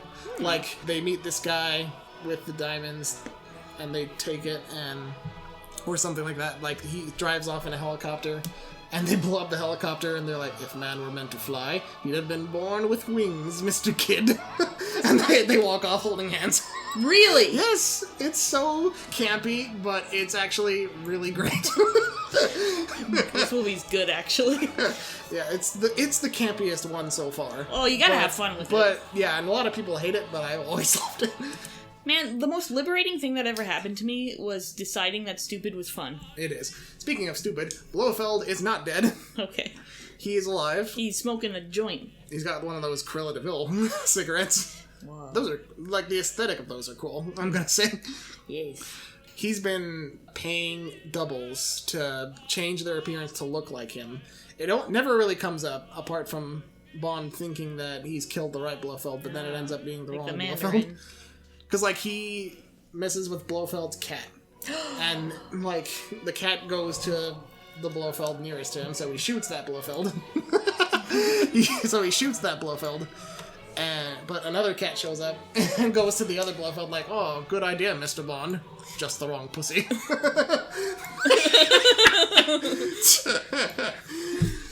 So yeah, his whole thing is that he's been acting as Willard White, using his resources to use the diamonds that they smuggled and put it in this satellite. So they can, like, use the satellite to shoot a laser and hold the world hostage. That's the basic gist of it. It makes no sense. It's the first time they use the whole satellite with a laser plot, which will come up a few more times. Oh no. And Bambi and Thumper. I use this picture, but Bambi and Thumper in the actual movie They're a pair of hookers. You're not wrong. Scantily bikini-clad women who know Luna. martial arts, and they guard Willard White, and they nearly kill James Bond. Yeah, I've read House of Leaves. I know what's up. I don't know what that means, and I'm scared to ask. So, key scenes. We have... Oh, this is actually one of the better fight scenes in the whole series. Even people who don't like Diamonds Are Forever really like this scene. So, Bond, when he first meets Tiffany, is posing as this guy called Peter Franks. But the real Peter Franks shows up later, so he has to take care of him before he can blow his cover. Take care of them. That was my fist going into my palm. That's his fist going up his ass. And Bond poses as a local in Amsterdam, where Tiffany is located at the beginning, and goes in the elevator with him and goes to, like, knock him out with a punch, but the elevator is so small, he, like, cracks a window, so they start fighting. It's really close quarters, like the fighting for Musha with Love. It's really cool and really well choreographed, except for, like, one punch where you can tell he's not even close. But it's really cool, honestly. Okay, explain. So, in Vegas, or close to the outskirts of Vegas, Bond goes to one of Willard White's labs, where he learns, like, what Blofeld or Willard White is up to. He gets caught, and to escape, he wanders onto this moon replica set, where he steals a moon buggy and drives away. It's one of the worst... it's one of the worst scenes in the whole series. You're not selling it as bad, honey. It's very silly. Oh, this is the car chase on Fremont Street. Did it have the screen back then? No, it was... No, well, yeah. The screen was a very recent addition. Yeah. But there's a whole chase scene with Bond and the LVPD. It's really cool just for the fact that I've been to Fremont Street several times, and, like, there's this, like, parking lot that I've actually been to. Ooh. It's still there, and I've parked there. That's cool. It's like history. It's like looking at history. There's they drive past the Golden Nugget. Film Freak is a film freak, so, like, that's pretty cool. It's really cool. They drive past, like, a lot of shit. They drive down this, like, alley that doesn't exist. So, like, There are no alleys in Vegas except for, like, a few. watching Diamonds Are Forever and, like, recognizing places, it must be like the time we were in Bangor and did the Stephen King tour for me. And, like, seeing all these things that inspired things from the books. Yeah, it was a transformative experience for seeing this movie, so I can't hate it. I've never hated it. Laser. Yeah, I explained the satellite with the laser. He was doing the air quotes. Laser. And the final... Where is there an oil rig in the Nevadan desert? there is none. The original climax was gonna take place on Lake Mead, but... That's a big lake you can see when you're flying in. Yeah, so they decided instead to base the final action scene on an oil rig off the coast of Baja, California. It's one of Willard White's properties, but it's one that Spectre commissioned while Blofeld was posing as Willard White. And that's where they're controlling the satellite. So Bond goes there, he destroys the satellite after some comedy of errors with Tiffany. You stupid twit, you put the real one back in. There's a scene where he they're controlling it with this weird like cassette tape. I don't know exactly how, but he replaces it with this like marching band cassette tape. Okay. And he puts that's when it's in her underpants. Yeah, he puts the codes for the satellite in her bikini bottom, and he goes, the bastards behind you. Really? It's really stupid. This movie's dumb. Bonus. Yes, Diamonds Are Forever. And the best scene. Uh-oh. Blofeld, when he gets found out as Willard White, decides to escape by disguising himself in drag. And captures Tiffany Case while he's at it. And there's a bit where he goes, well, look what the cat drag did. He said as he's slowly taking off his glasses to demonstrate. Because, yeah, that's what he had sunglasses on. Oh, it's great. I love this movie. Alright, nothing you said has changed my mind about the rating. Might have changed my mind, actually. I put it a little lower in my list. And do you have a list prepared that we're gonna, like, compare to? Cool. Yeah. Like, this movie is not great. However, but it is very fun. Oh, amazing doesn't mean objectively good. It just means I'm amazed by it. What is objectively good, anyway? What is objective? It's nothing. Live and let die. Burr, burr, burr. Burr, burr, burr. Burr, burr. The first Bond song to be nominated for Best Original Song. And y'all... From Paul McCartney and the Wings. Yeah, a lot of people... Like, I didn't realize this was a Bond song. And I don't think I did either until I started watching this Yeah, a lot series. of people, I'm sure, have heard the song that... Live and let die. So anyway, this is Roger Moore's debut as James Bond. Oh, you like him as Bond, right? He's alright. Oh, who do you like best? We'll get to him. Okay. Roger Moore is... Or did he just do it for a long time? He did it for the longest time. Okay, that's 7 movies. I think that's where I've heard you talk 7 about him. movies and 14 years. I don't dislike Roger Moore. Okay. It's just he had kind of the lion's share of bad ones based on how long he played the movie. And this is one of those bad ones. Uh-oh. So I was going to say, Roger Moore. So, Live and Let Die. The key people we have here. Felix Leiter.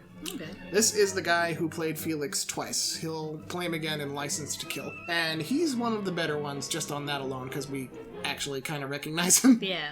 He doesn't do much in this one, but he's better than the one we had in the last one. By a long shot. I forget her name. Oh, wait. This is the bad one, isn't it? This is the... Yes. This is the... And I'm not saying that because... Well, listen.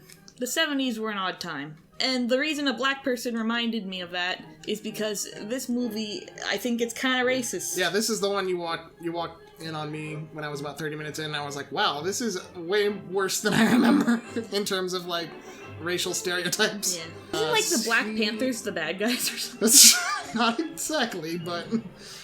what's her name? Rosie Carver. She's a CIA agent who ends up working for the villain, which is gonna be a recurring theme where black people work for the villain. Uh-oh. And we also have Coral Jr. He's back! This is Coral's son. Oh, I'm so happy. And the only reason for that is Coral in the books, Live and Let Die is actually the second James Bond book. Oh, and he didn't die. He didn't die in Live and Let Die, but he died in Dr. No when he came back. So they gave the role to his son, Coral Jr. Fair enough. And we also have Solitaire. She is the main Is her name Bond girl. Solly, last name Tear? No, her name is I think she has... Well, I know... I think you just said it weird. She has a proper name in the book, but we never learn her actual name. So she's just Solitaire because she reads the cards. Oh, I like how there's someone called Domino, someone called Solitaire. You could have someone named Roulette, someone named Craps. It's all... Yeah, I wonder why they haven't done that yet. Especially Craps. Her whole thing is that she reads the future through tarot cards. Ooh. But she can only do that because she's a virgin. Oh, no. So yeah, we'll see. Now, this is, Dr. Kananga, who's the leader of a small banana republic called... Explain what a banana republic is for people who don't know. Banana Republic is, a small nation, especially in Central America, dependent on one crop or the influx of foreign capital. Banana Republics do come up again in License to Kill. But he runs this small nation. I forget the name. What banana? It's called Banana. Like from Kim Possible. That would have been a twist. San Monique. It's a fake island that he runs. It's basically recognized as a nation because he has a seat on the United Nations. Okay. And he is apparently working for this other, big gangster called Mr. Big, Alright. who runs a lot of, drug operations in America.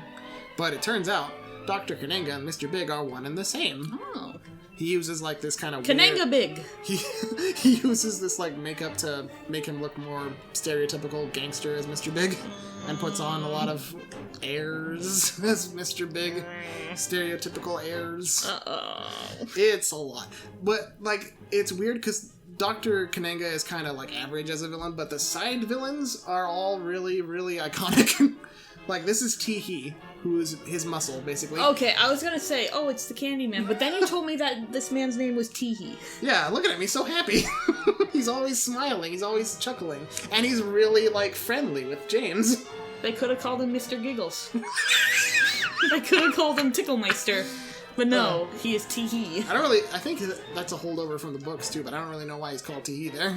Unless he's laughing all the time. Tee-Hee. He dies really early in the book. I've actually read the book. What is his hand? It's a hook, but it's obviously just he's holding something with his real hand. Oh, I can tell from this picture. But he's a lot of fun, just for his interactions with James. This is Whisper. Should three guesses what his gimmick is? He doesn't talk. Your champagnes. At some points, Bond is like, "What do you say? Your champagnes."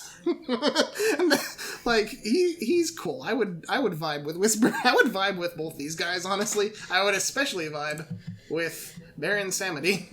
Oh, this looks like a problem.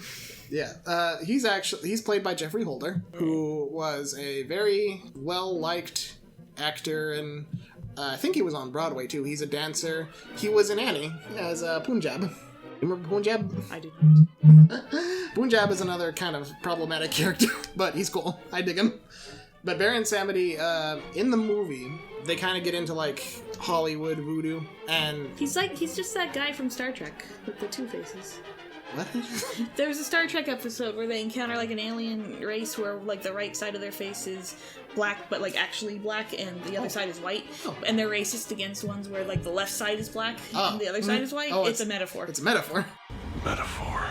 But yeah, Baron Samedi works for Mr. Big, Dr. Kananga, and they basically build up the myth around San Monique that Baron Samedi is protecting Kananga's crop of marijuana leaves or something like that. Kananga's whole scheme is to Legalize pot.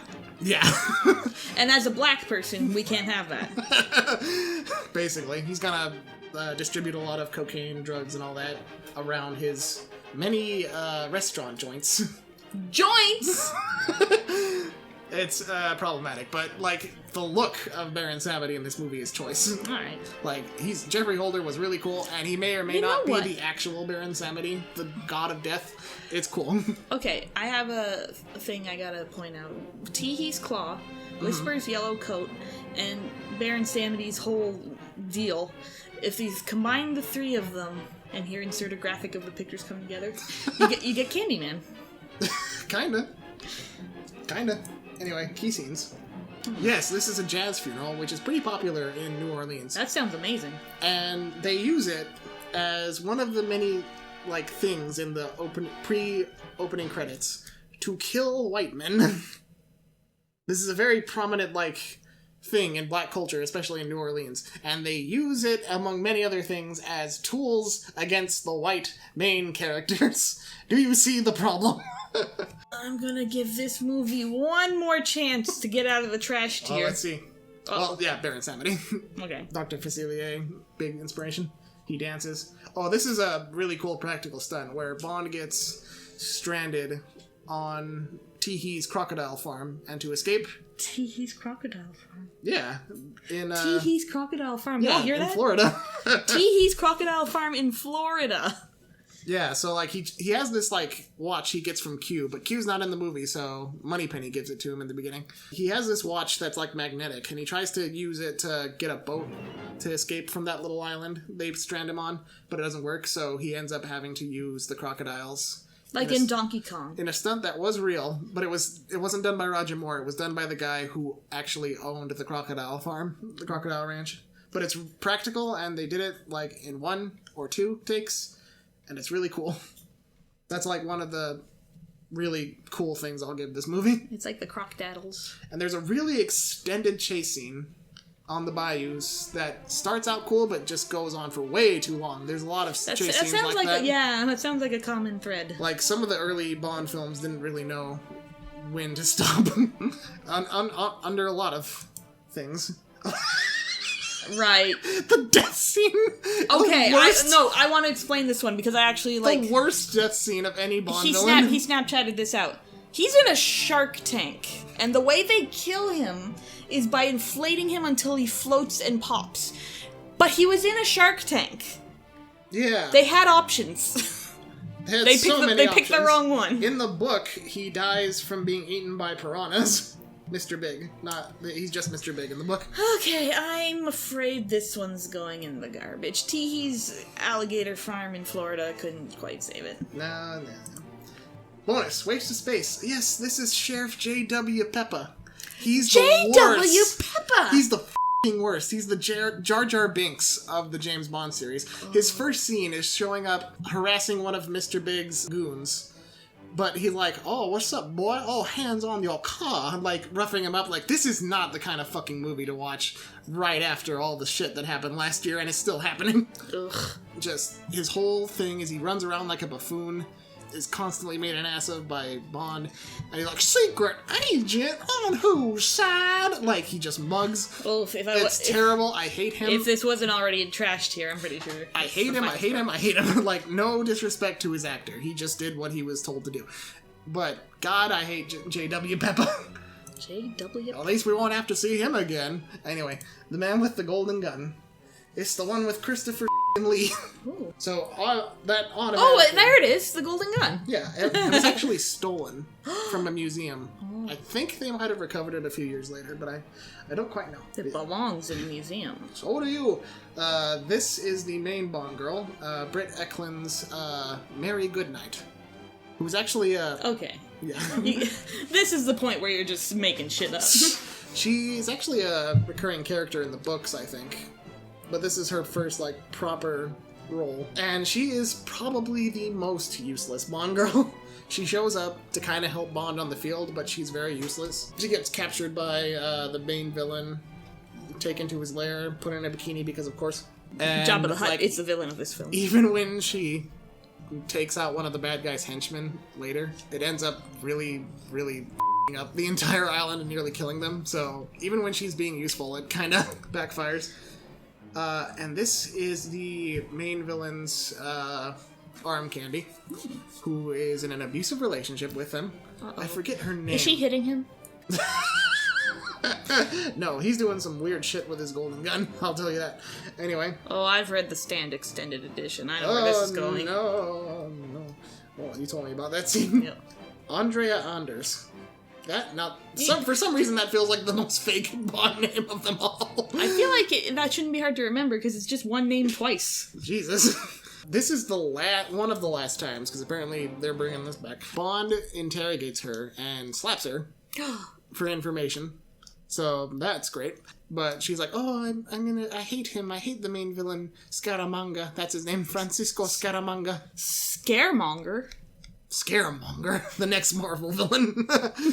That's if when Killmonger and Scarecrow from Batman fuse. Oh, They're finally. Scaremonger. But yeah, she's basically like, oh, help me, James, I hate him. And he's like, oh, okay. And they bang, but then she gets killed. So, Cool. she's a good... At least she got one good dick. But they brought back Maude Adams, her actress, later on, because they liked her a lot. And she was a proper Bond girl in another movie. We'll get to that. And this guy is... He's my friend. I can tell just from his demeanor. Yeah, he's Bond's liaison while he's in China.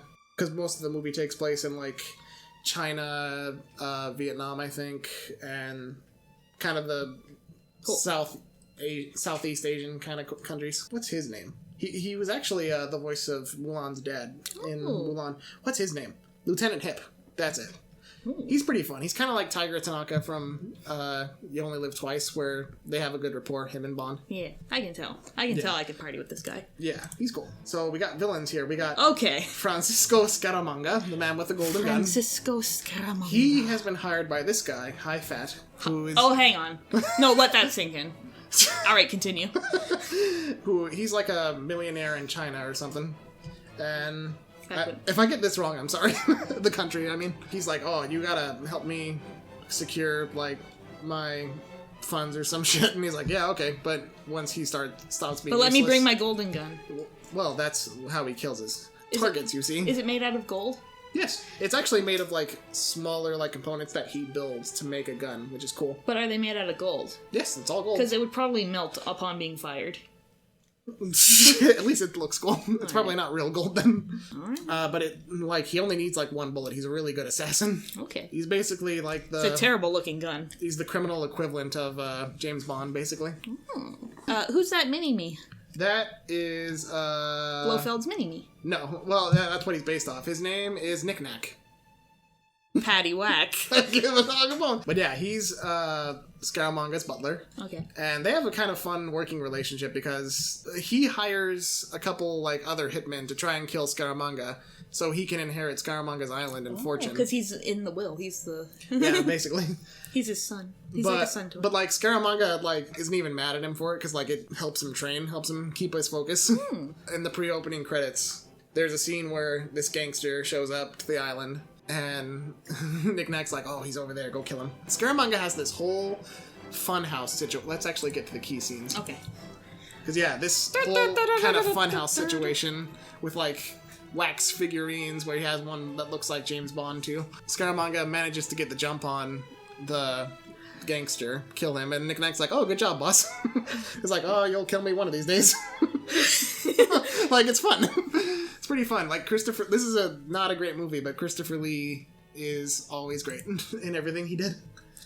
Oh yeah, and this was like after the martial arts craze or during it, so there's this extended scene where High Fat has Bond knocked out and taken to school, he calls it, where He just get kicked in the balls over and over by... he kicks somebody else in the balls because like it's a martial arts school. Where a bunch of little kids with yellow belts kick him in the balls.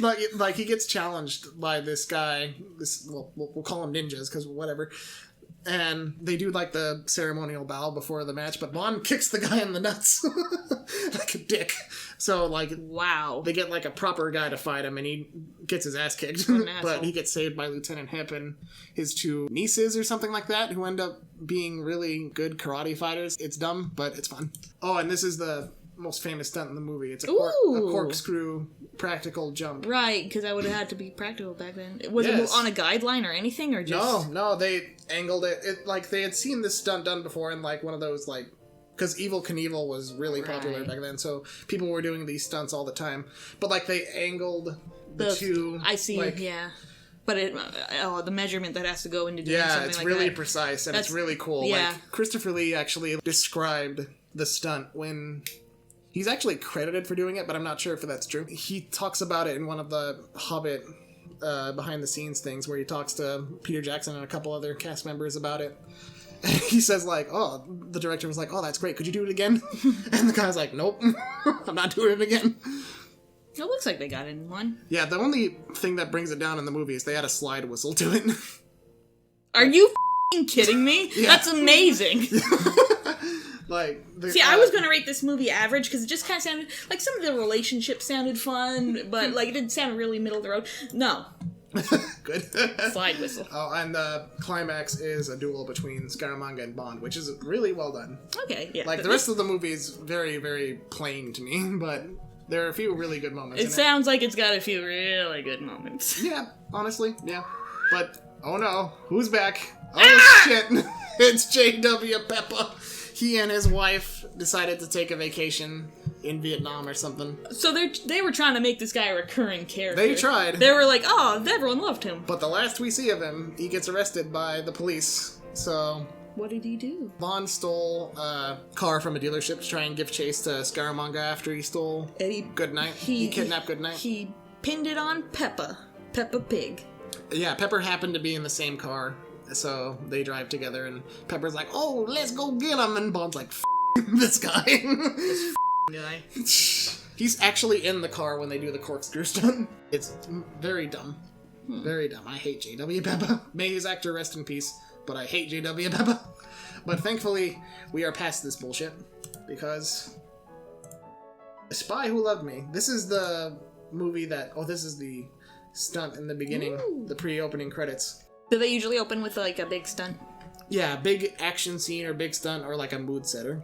Like, as the movies have kept going on, they've aired more towards the side of stunts. Yeah. But this is the first, like, really big stunt of the Roger Moore era. The movie starts, like, the same way that You Only Live Twice starts, where the submarine warhead gets stolen. Okay.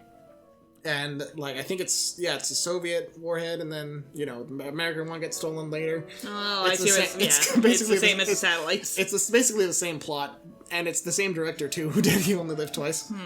And they would do more or less the same plot again in the next one, but we'll get to that. I see that the poster says it's the biggest and it's the best. Is that true? It's definitely the best of the Moore era, I think. The movie starts with Bond, in this snowy mountain. He's skiing down it. He evades Russian soldiers, one of whom we saw during the pre-opening credits. I'll explain more about him later. But he evades them, and he, skis off the side of the mountain, and there's, this extended bit where he's falling, and you don't know what's gonna happen, but then he unlatches the Union Jack parachute, and then we go into the credits. Nobody Does It Better by Carly Simon. Nobody does it better. Second song to be nominated for Best Original Score. Song, what am I saying? So, Key People this time. You said song. This is, Felix. No, that's not Felix this time. This is a British... what is his role? He shows up in, The premise of this video is you're just supposed to remember this shit. Yeah, he shows up in the next 5... He's the Minister of Defense, I think. He shows up in the next 5... Frederick Gray, I think his name is. He shows up in the next 5 movies, and he basically is there to be flabbergasted by Bond and explain the plot. Yeah, I wouldn't worry about, the life details. If he's not the defense minister, that doesn't matter. Yeah, this is the only time I'll mention him. Yeah. And this is the only time I will mention him, too. This is, no, I was gonna name his actor. General Gogol. That's his name. General Gogol? The Gogols do nothing. He's the Russian equivalent to M, and he'll show up both as kind of a friendly figure and a slightly antagonistic figure as the movies go on. Because, this is when the British and the Soviets were trying to establish some modicum of peaceful relations. Oh yeah, how did Russia feel about these movies? I don't know. They didn't blow up Britain, I guess. So, this is when they started to kind of stop using the Russians as villains and more kind of détente allies most of the time. And this is Anya Amasova, I think. Agent Triple X. Jason, stop lying to me. Yep, that's her code name, Agent Triple X. It's really cool, actually. Can I be Agent AAA and my gimmick will be I shove batteries up people's asses? The first scene we see her in, she's in bed with this guy, and they get a call from General Gogol. I said Gogol. General Gogol. Wake me up before you go. Don't leave me hanging on. Don't leave me hanging on like a yo-yo. Oh. They get a call from Gogol, and you'd think it's gonna be the guy who answers, but he actually leans out of the way so she can answer yo, what's up? I'm Triple X. It's whoa, it's a woman. hot damn. They don't, like, draw too much attention to it, though. It's just a cute little gag. Yeah. Unlike other examples. Uh-oh. But she is very much the equivalent of James Bond, and she's, like, one of the only examples in the series of a secret agent equivalent to James Bond who is both competent and really good romantic pair with James Bond. This is one of the few relationships I actually buy, these two being together. So villains this time. We have Blofeld 2.0. He was supposed to be Blofeld, but they obviously couldn't get the rights, so they gave his whole scheme to another guy. His whole scheme is... this is his henchman. Bikini Lady. I also forget her name. She shows up for one scene to give Bond and XXX a tour of their whole base. Which I think... He kind of looks like Palpatine. Kinda?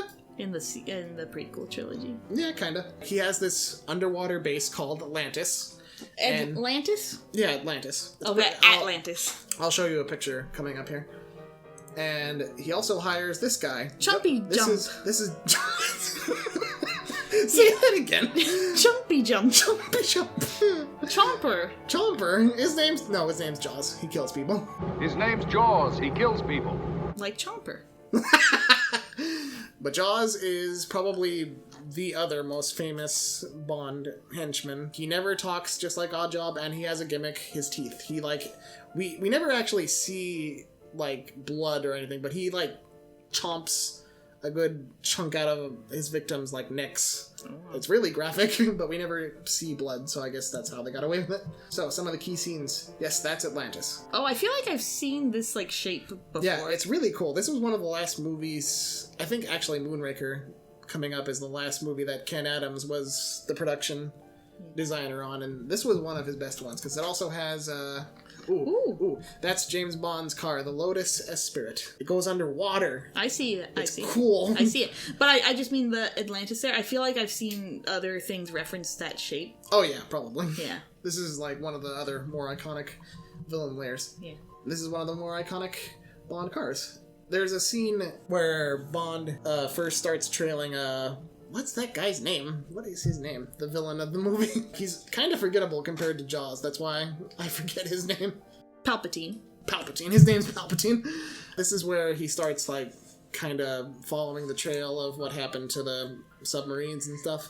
And they go to Egypt, and that's the first time he and Anya first meet Jaws, and they have an extended fight scene in one of the ruins. And it's like, it's fun because those two are trying to like get the poop on each other. Yeah, get a head start on each other, but also Jaws is there, so they have to kind of work together to stop him. It's pretty fun. And this is the other major set piece of the movie. It's on Palpatine's tanker, where he has like the controls for the submarines that have nuclear warheads that he's going to use to. That's his plan. He's going to destroy the surface and start again underwater. Like the whole surface? Yeah, he's gonna... Of Earth? Because, like, the nuclear fallout of the battle between Russia and the USA will result in the surface being uninhabitable, so he'll hide away in Atlantis and create a super race of humans, and it's very stupid. It reminds me of the scene where Homer's like, we're gonna spend the rest of our lives living under the sea. There be no accusations, just friendly crustaceans under the sea. Oh, that's his name. Carl Stromberg is his name, not Palpatine. Stromboli. Stromberg, that's your solution to everything. Go live under the sea. It's not gonna happen. Not with that attitude. Stromberg ends up being shot in the dick. That's how he dies in this movie. Does he bleed out? Or just the second his dick is injured, he dies? Well, like, in his lair, in Atlantis, he has this long tube that goes from where he's sitting at the end of this long table to where Bond is sitting at the other end of the table. And he's gonna use that to shoot him, but Bond gets out of the way, and then he's like, oh, you missed. And then he shoots, like, he aims his gun down the tube and shoots Stromberg in the balls, and then finishes him off, thankfully. Mercilessly. It's really silly. Oh, that's it for The Spy Who Loved Me. I really undersold it, because I actually really like this movie. Yeah, I think it just sounds average. Yeah. So, Moonraker. Do they go into space? Do they go into space? What do you think? Oh, boy! Eggs in space! Where all the other bonds end, this one begins. Okay. Don't know what that means. Albert Broccoli. Albert R. Broccoli presents Science Fact. There's a behind-the-scenes, interview where he says, oh, well, we're not science fiction, we're science fact. We'll see the veracity of that statement. So, in Moonraker, we have Dr. Goodhead. I think her name's Holly. Holly Goodhead or something like that. Holy Goodhead. Oh my god. Is that... No, that can't be. That can't be. Her name is not Holly Goodhead. That can't be. That's not the pun. That's not the pun. That can't be. This is not so. This is where he draws the line, people. No. It can't be. It can't be. It is! No, that's the whole pun! Can't believe I didn't notice. Shit! Anyway, Holly Goodhead. At first, it looks like she's kind of working for the villain as his NASA correspondent, but it turns out she's with the CIA. But Felix doesn't actually show up in this one or any of the other Moore movies, except for Live and Let Die for some reason. But where Anya in The Spy Who Loved Me was competent and also a really good pair with Bond, they have no chemistry. Goodhead and Bond in this one. I don't know what it is about the actress, but she just doesn't have any energy in this movie for me. It's very lax. The only other thing I've seen her in too was The Great Gatsby, and she's also kind of lax in that one too. That's the 70s Great Gatsby. Anyway, we also have there's a lot of very beautiful women in this. French secretary. That's her name? French secretary? I forget her name. Oh, Madame Secretary. She works for the villain, Hugo Drax, as I'll show you in a bit. She's a secretary or something. Does she fight Money Dollar? She gets in bed with Bond and kind of shows him some top secret shit that... French moves. Well, yeah. And she shows him some, top secret shit that Drax is working on in relation to the plot. Isn't Drax a character from Guardians of the Galaxy? Yes, you're right. But she ends up getting killed for helping out Bond anyway, so that's the end of her story. It's kind of graphic, actually. The villain sicks some of his hunting dogs on her. Really style. This lady's kind of... Why did I include her? She's kind of pointless. I guess sometimes I include these people even though they're kind of pointless. Once Bond goes to Rio de Janeiro and she's his contact there, and she shows up for 2 scenes. One where it's implied they have sex, and the other where she kind of goes with him to investigate this warehouse. But then, she nearly gets killed by Jaws, who shows up again in this. Oh. And after that, Bond saves her, and he's like, well, let's get out of here. And then she never shows up again. Fair enough. Yeah, it's weird. It's dangerous. It is dangerous, yeah. Oh! Pippi Longstocking! That's Jaws' girlfriend in this. Oh, my. Yeah, I'm glad he found love. After one of Jaws' many near-death experiences. Is there a scene where he just gets into his car? It's a long scene of him driving home. He walks in, hey honey. How was work today? And he speaks totally normally. That would be great. Oh, it's kind of a rough day. That would be. Tell me about it. That would be great. But what actually happens is after Jaws gets stuck in this rubble, but he survives because he always survives. That's his whole gimmick. Other than that's his gimmick. Well, yeah, he's like a slasher villain. He almost always dies, but manages to survive at the last minute. But he's in the rubble of this new wreckage, and she shows up and helps him out. She's pretty strong, actually. Pippi Longstocking. And then they lock eyes, and then they lock eyes. And then it has this the music, the love music, and they walk off together. And Blonde apparently saw that, and he's like, oh well. Good for him. But he's still in the movie, and she's still there with him, but it's a whole thing. So, villains this time. That's Hugo Drax, the guy who looks like a combination of Peter Dinklage and I was gonna say Jason Frakes. Is that his name? Yeah, Jonathan Frakes. Jonathan Frakes, that's it. Yeah. No, you're right. Yeah, his whole plan is basically the same as Blofeld's and Stromberg's from Yolt and The Spy Who Loved Me. Yolt? Yeah, you only live twice. Oh yeah, Yolt. He's like, I'm gonna steal this top secret shit, and I'm gonna use it to destroy humanity, and I'm gonna create a super race in the stars, in space. Oh, Really? Yeah, he has this whole station in space, so he can make this human Uber race. He was a Nazi in the original book, which is where like the whole eugenics thing comes in, but that's not mentioned in the movie. That's a The choice. book actually is a lot more down to earth, if you will. Got him! So, this is, what's his name? He's... Japanese Freddie Mercury. Sure. He wears a kimono all the time. He's basically Drax's... Oh, he's like that guy from Lupin the Third who carries a sword. Kinda, yeah. He's Drax's number 2. He shows up to try and kill Bond a couple times.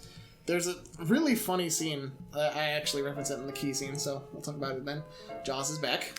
Oh, thank God. He's got a bump in the middle of his head. Yeah, Richard Kiel had, giganticism, I think, so...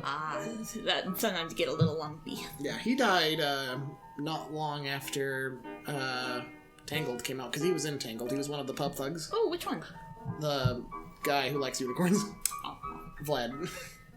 Vladimir collects ceramic unicorns. So yeah, he comes back. He's a lot more silly in this one, because kids actually really, liked him in Spider Love Me, but in the Spider Love Me, he's actually kind of creepy. He has a few really creepy scenes. But he's a great action figure. He's a lot more comical in this one. Good. And he actually gets redeemed in the end. Aw. Because he found love. Yeah, because Drax's whole plan is I'm gonna create perfect humans, and Bond is oh, perfect humans, eh? And he looks at Jaws, who looks at his girlfriend, he's oh shit, that's not me. I'm not perfect. I gotta stop him. Oh shit. So, some key scenes. We Brits love near social competitive urges. It reminds us of the hunt. I forgot about this kid. So Drax, in the typical Bond villain fashion, he invites Bond to his house, serves him dinner, and has a scene where they're shooting quail. Okay. But he has an assassin in the trees that's gonna shoot Bond, and Bond And make it look like a bloody accident. Yeah, and Bond a quail did it.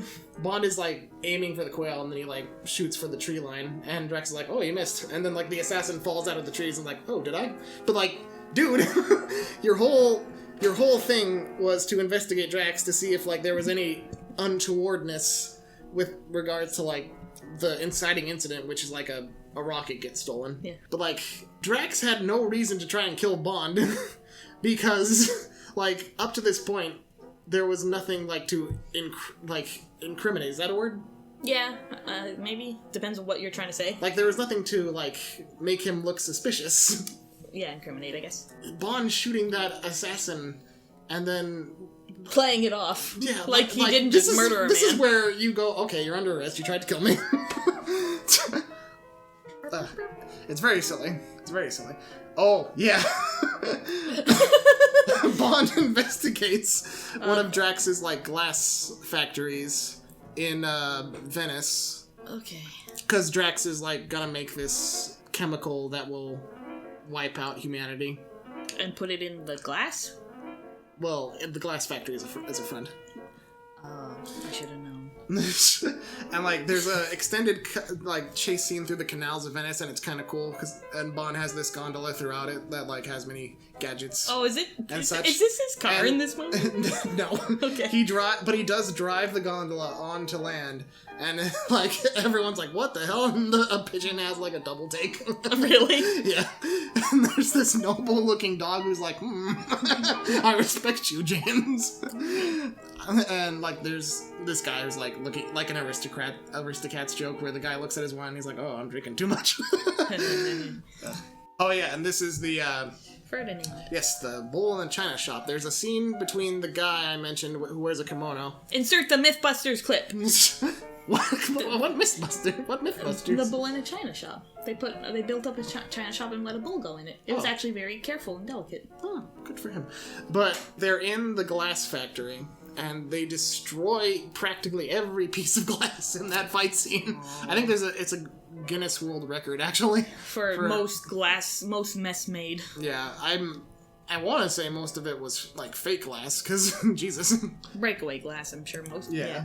Oh yeah, and this is the Moonraker base. This picture doesn't do it justice, but it doesn't. It actually looks pretty good in the movie. But a lot of it is kind of the same problems as Thunderball, where they really wanted to take their sweet time getting up there and showing you how impressive their set was. He's been on land. He's been in the sea. He's been in space. I wonder where he'll go next. Who knows? Probably back down to Earth where he belongs. He speaks! That's right. I need to show you this scene. All of you back home will get the proper scene, but Rebecca... Well, here's to us. Aww. So that's the end of Moonraker. I love it. Do they die? No, they live. Okay. They lived, bitch. Yeah. Is this the last slide for this Yep, movie? that's it. The Jaws plot sounds pretty cute. So I gotta put it up there. A lot of people would not agree with you. I don't care. I feel like it has kind of a half and half situation. People either love it or hate it. Okay, so let's do something in case you do decide to break here. I'll say my line again. So he's been on land, he's been in the sea, he's been in space. Now where will he be? Based on the next poster between a woman's legs. Da da da da. Well, no, maybe not.